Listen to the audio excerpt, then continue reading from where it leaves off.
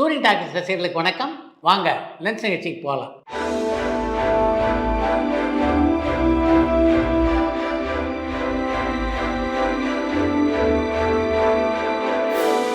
என்னம்மா முதல் கேள்வி? சாய்பா சித்திர நிகழ்ச்சியில தேவா சார் டூப் லிரிக்ஸ்னு ஒரு டேர்ம் யூஸ் பண்ணிருப்பாரு. டூப் லிரிக்ஸ் உடைய அர்த்தம் என்ன சார்? அதை பத்தி கொஞ்சம் எக்ஸ்பிளைன் பண்ண முடியுமான்னு சென்னையில இருந்து கௌஷிக் கேட்டிருக்காங்க. பெரும்பாலான இசையமைப்பாளர்கள் பாடல் கம்போசிங்கின் போது தத்தகாரத்தை தான் சொல்லுவாங்க. சில இயக்குநர்களால் அந்த தத்தகாரத்தை வைத்துக்கொண்டு அந்த பாட்டு நல்லா இருக்குமா இல்லையா என்று முடிவெடுக்க முடியாது. அப்படிப்பட்ட சூழ்நிலையில் வேறு ஏதாவது வார்த்தைகளை போட்டு அந்த இசையமைப்பாளர் அந்த பாட்டை பாடுவாங்க. அப்படி கேட்கும்போது இந்த பாட்டு நல்லா வருமா இல்லையா என்று அந்த இயக்குநர்களால் முடிவு செய்ய முடியும். அதுக்கு தான் டியூப்பர்ஸ் அப்படின்றது பேர். இந்த டியூப்பர்ஸை பொறுத்த வரைக்கும் கம்போசிங்கில் மட்டும்தான் பயன்படுத்துவாங்களே தவிர பாடல் பதிவுக்கு போகும்போது அந்த பாடலுக்கான வரிகளை பாடலாசிரியர் எழுதி கொடுப்பார். அதை தான் பதிவு பண்ணுவாங்க. சில நேரங்களில் இசையமைப்பாளர் போடுகின்ற இது போன்ற டியூப் வரிகள் பாடலிலேயே இடம்பெறுவதும் உண்டு. அப்படி அமைந்தது தான் கருப்பு தான் எனக்கு பிடிச்ச கலரு என்ற வரிகள். அப்படி தேவாவால் போடப்பட்ட அந்த டியூப் வரிகள் சேரனுக்கு ரொம்ப பிடித்திருந்ததுனால வைரமுத்து அந்த பாடலை எழுத வந்தபோது அந்த வரிகளை மட்டும் மாற்றக்கூடாது என்று வைரமுத்துவிடம் அவர் சொல்ல, அதுக்கு வைரமுத்து உடன்படாதனால தான் அந்த பாடலை வைரமுத்துவே எழுத முடியாத ஒரு சூழ்நிலை ஏற்பட்டது. சென்சார் போர்டுல தமிழ் படங்களுக்கு மற்ற நாடுகள்ல தடை இருக்குமா? அப்படி இருக்கும்னா உதாரணங்கள் சொல்ல முடியுமான்னு ஆட்கொண்டான தமிழர் ரஞ்சித் கேட்டிருக்காங்க. தணிக்கை காரணமாக நம்முடைய தமிழ் படங்களுக்கு பல நாடுகளில் தடை வைத்திருக்கிறார்கள். உதாரணத்துக்கு சொல்ல வேண்டும் என்றால் விஜய் கதாநாயகன் நடித்த பீஸ் திரைப்படம் கூட ஓமன், கத்தார் போன்ற இடங்களிலே வெளியாகவில்லை. சாய்பா சித்ரா நிகழ்ச்சியில ஏஎஸ் பிரகாசம் சார் தமிழ்ல கமல்ஹாசன் சார் ஹீரோவா இன்ட்ரடியூஸ் ஆனது பட்டாம்பூச்சின்னு ஒரு திரைப்படம்னு சொல்லியிருந்தாரு.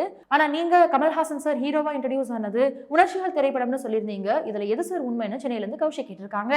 உணர்ச்சிகள் திரைப்படத்தை பொறுத்த வரைக்கும் கமல்ஹாசன் அதிலே கதாநாயகனாக நடித்தார் என்று சொல்வதை விட கதையின் நாயகனாக நடித்தார் என்று சொல்வதுதான் பொருத்தமாக இருக்கும். அதன் காரணமாகத்தான் அவர் கதாநாயகனாக நடித்த திரைப்படம் பட்டாம்பூச்சி என்று ஏஎஸ் பிரகாசம் தன்னுடைய பேட்டியிலே பதிவு செய்திருப்பார் அப்படின்னு நான் நினைக்கிறேன். அகத்தியன் சார் மாதிரி ஒரு திறமை வாய்ந்த இயக்குநர்களை இப்போ திரைத்துறையினர் பயன்படுத்திக்கணும்னு ஆசைப்படுற, இதை பத்தி உங்களுடைய கருத்து என்னன்னு சிவகாசியிலிருந்து கர்ணன் கேட்டிருக்காங்க.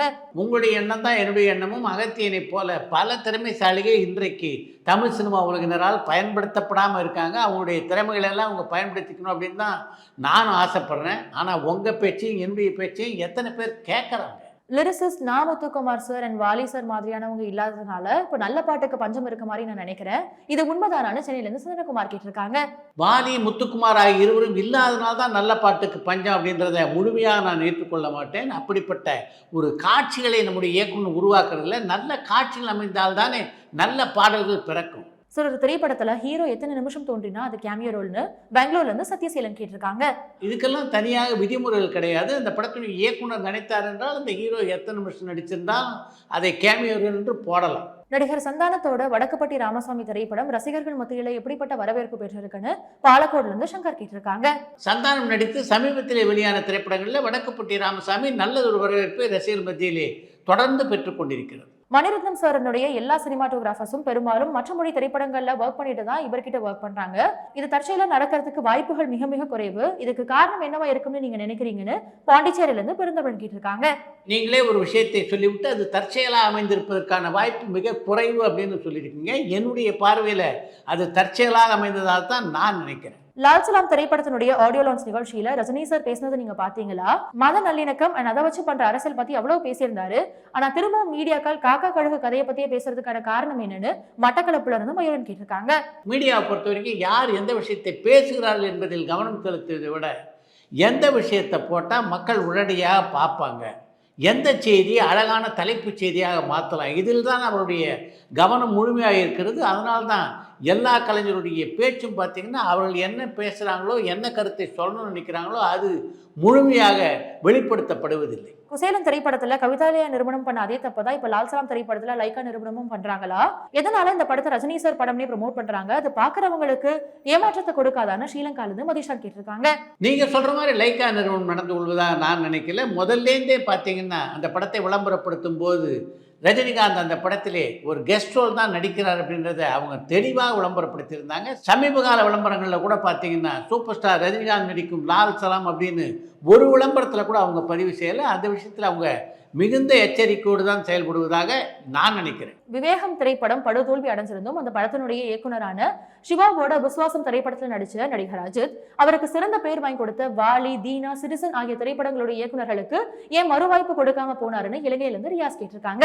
வாலி, தீனா, சிட்டிசன் போன்ற படங்களில் நடித்துக் கொண்டிருந்த போது அஜித்தினுடைய மனநிலை வேறு, விஸ்வாசம் திரைப்படத்திலே நடித்துக் கொண்டிருந்த போது அவருடைய மனநிலை வேறு. அதன் காரணமாகத்தான் வாலி திரைப்படத்தை இயக்கிய ஏ சூர்யா, தீனா திரைப்படத்தை இயக்கிய ஏஆர் முருகதாஸ்கெல்லாம் தொடர்ந்து தன்னுடைய படங்களை இயக்குவதற்கான வாய்ப்பு அவர் தரலை. ஆனால் சிறுத்தை சிவாவை பொறுத்த வரைக்கும் அப்படி நடந்து கொள்ளாமல் தொடர்ந்து தன்னுடைய திரைப்படங்களை இயக்கக்கூடிய வாய்ப்பை அவருக்கு தந்தார். ஒரு படத்தினுடைய பாடல் பதிவை 60-80 காலகட்டத்தையும் இப்போ உள்ள காலகட்டத்தையும் ஒப்பிடுங்களேன்.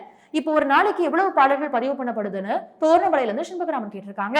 60களிலிருந்து 80கள் வரைக்கும் பார்த்தீங்கன்னா ஒரு நாளைக்கு சர்வசாதாரணமாக 2 பாடல்களை எல்லா இசையமைப்பாளர்களுமே பதிவு செய்து வந்தார்கள். இளையராஜாவை பொறுத்த வரைக்கும் ஒரே நாளிலே 3 பாடல்களை கூட சில சமயம் அவர் பதிவு செய்திருக்கிறார். ஆனால் இப்போதெல்லாம் ஒரு பாடலை பதிவு செய்வதற்கு குறைந்தபட்சம் எல்லா இசையமைப்பாளர்களும் 20லிருந்து 25 நாட்கள் எடுத்துக்கொள்கிறார்கள். சில இசையமைப்பாளர்கள் 60லிருந்து 90 நாட்கள் கூட எடுத்துக்கொள்கிறார்கள். மாடர்ன் தியேட்டர்ஸ் கலர் படம் எடுத்திருக்காங்களா? ஆனா அவங்க கடைசி அடுத்த திரைப்படம் எதுன்னு சென்னையில இருந்து சந்தனகுமார் கேட்டிருக்காங்க. என்ன இப்படி ஒரு கேள்வியை கேட்டீங்க? தமிழில் முதலாக ஒரு கலர் படத்தை தயாரித்த நிறுவனம்னா அது மாடர்ன் தியேட்டர்ஸ் நிறுவனம் தான். அவர்கள் தயாரித்த அலிபாபாவும் 40 திருடலும் என்ற திரைப்படம் கேவா கலரிலே உருவானது. எம்ஜிஆர் அந்த படத்திலே கதாநாயகனாக நடித்திருந்தார். மாடர்ன் தியேட்டர்ஸில் உருவான கடைசி திரைப்படம்னா அது வெற்றி நமதே என்ற திரைப்படம். அதுதான் அவருடைய 118வது திரைப்படம். அந்த திரைப்படம் 1982ஆம் ஆண்டிலே வெளியானது. இளைய திலகம் பிரபு சார் இப்போ எந்த திரைப்படத்தில் நடிக்கிறாங்கன்னு பெங்களூர்ல இருந்து மகிழன் கேட்டிருக்காங்க. எனக்கு தெரிந்த வரையிலே இப்போது பிரபு எந்த புதிய படத்திலும் நடிப்பதாக தெரியல. நடிகர் விஜய் அரசியல்ல வெற்றி பெறலனா திரும்பவும் சினிமாவுக்கு வரதுக்கான வாய்ப்பு இருக்கான்னு இலங்கையில இருந்து ரியாஸ் கேட்டிருக்காங்க. இந்த கேள்வியை கொஞ்சம் மாற்றி, விஜய் அரசியலிலே வெற்றி அடைந்து விட்டாலும் அதற்கு பின்னாலே திரைப்படங்களில் நடிக்க வாய்ப்பு இருக்கா அப்படின்னு கேட்கக்கூடாதா? எதுக்கு நெகட்டிவாக ஒரு கேள்வியை கேட்கணும்? நடிகர் ஜெயம் ரவி நடிச்ச சைரன் திரைப்படம் ஜனவரி 26ஆம் தேதி OTTல வரும்னு அறிவிச்சபடி படம் ரிலீஸ் ஆகல. அந்த படத்தை பத்தி அப்டேட் இருக்கா சார்? எப்போ படம் ரிலீஸ் ஆகும்னு அண்ணம்பேட்ல இருந்து குப்பராஜ் கேட்டிருக்காங்க. சைரன் திரைப்படம் பிப்ரவரி 16ஆம் தேதி என்று உங்களுடைய பார்வைக்கு திரையரங்கிலே முதல்ல வெளியாக இருக்கிறது. அதற்கு பின்னாலே தான் OTT தளத்திலே அந்த படம் வெளியாகும். விடாமுயற்சி திரைப்படத்துக்காவது ஆடியோ லான்ச் வைப்பாங்களா சார்? அதுலயாச்சும் நடிகர் அஜித் கலந்துப்பாரான காஞ்சிபுரம் வந்து சரவணன் கேட்டிருக்காங்க. விடாமுயற்சி திரைப்படத்துடைய பாடல் வெளியீட்டு விழாவை லைகா புரொடக்ஷன் நடத்துவதற்கு கூட வாய்ப்புகள் இருக்கு. ஆனால் அதிலே அஜித் கலந்து கொள்வாரா என்பது சந்தேகம்தான். ஏன்னா இது போன்ற விழாக்களிலே கலந்து கொள்வதில்லை அப்படின்றது ஒரு முடிவாகவே வைத்துக் கொண்டிருக்கிறார் அஜித். கேப்டன் மில்லர் திரைப்படம் எப்போ OTTல ரிலீஸ் ஆகும்னு KGF இருந்து லிவிங்ஸ்டன் கேட்டிருக்காங்க. இன்னும் 2 தினங்களில் கேப்டன் மில்லர் OTT தளத்திலே வெளியாக இருக்கிறது.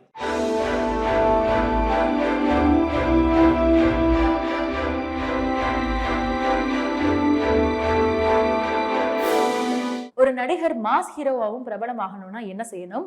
நடிக்க வந்த சில திறமையானவர்களுக்கு இது சாத்தியமாகலையே, அது ஏன்னு திருமுலைவாயிலிருந்து சுந்தரவர்தன் கேட்டிருக்காங்க.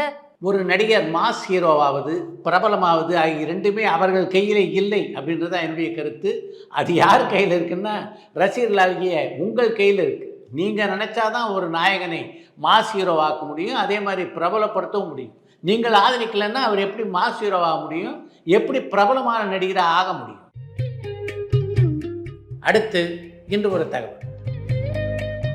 நாகேஷனுடைய மகனான ஆனந்தபாபு பிறந்தபோது தன்னுடைய மகனை பார்ப்பதற்கு ஓடோடி செல்லவில்லையாம் நாகேஷ்.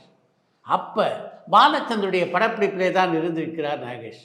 என்ன நாகேஷ், பையன் பிறந்திருக்கான், போய் அவனை பார்க்காம படப்பிடிப்பில் கண்டினியூ பண்ணிட்டு இருக்கே, இது என்ன நியாயம் என்று பாலச்சந்தர் நாகேஷை பார்த்து கேட்டபோது மனம் குமுறியபடி சில வார்த்தைகளை பாலச்சந்திரனிடம் சொல்லியிருக்கிறார் நாகேஷ். என் முகத்தை பாருங்கள், எப்படி அம்மத்தழும்போடு இருக்குது.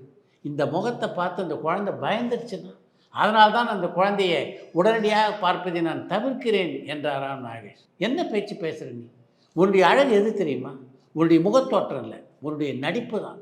அப்படிப்பட்ட அழகான நடிப்பு வச்சுக்கிட்டு இருக்க நீ, உன் முகம் விகாரமாக இருக்குது அப்படின்னு நீயே ஒரு இன்ஃபீரியாரிட்டி காம்ப்ளெக்ஸை வளர்த்துக்கிட்டா எப்படி?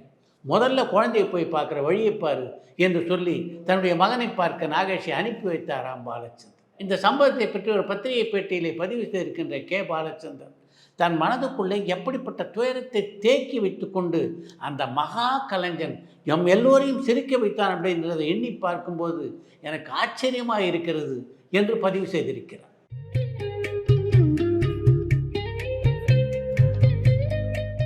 இத்துடன் இன்றைய லென்ஸ் நிகழ்ச்சி நிறைவு பெறுகிறது. மீண்டும் அடுத்த லென்ஸ் நிகழ்ச்சியிலே சந்திப்போம். பரபரப்பான சினிமா செய்திகள், நட்சத்திரங்களின் பேட்டிகள், சினிமா வரலாறு ஆகியவற்றை பார்க்கவும் படிக்கவும் உங்களுக்கான இணையதளம் tourantalkies.co.